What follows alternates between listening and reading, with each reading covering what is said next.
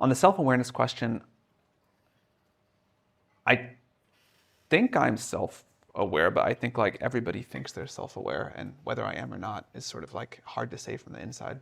And can I ask you sort of the questions that we ask in our intro classes on self-awareness? Sure. It's like the Peter Drucker framework. So what do you think your greatest strengths are, Sam? I think I'm not great at many things, but I'm good at a lot of things, and I think breadth has become an underrated thing in the world.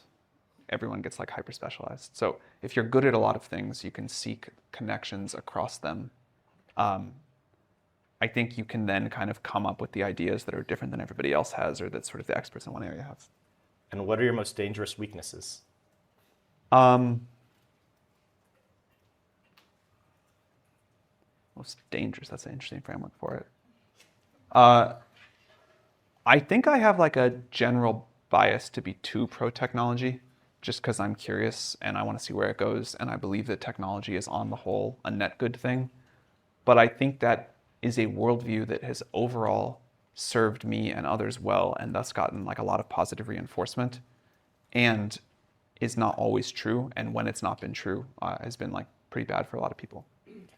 And then Harvard psychologist David McClelland has this framework that all leaders are driven by one of three primal needs: a need for affiliation, which is a need to be liked, a need for achievement, and a need for power. If you had to rank list those, what would be yours? I think at various times in my career, all of those, I think they're these like levels that people go through. At this point, I feel driven by like wanting to do something useful and interesting. Okay. And But I think I definitely had like the money and the power and the status phases. Okay. And then where were you when you last felt most like yourself?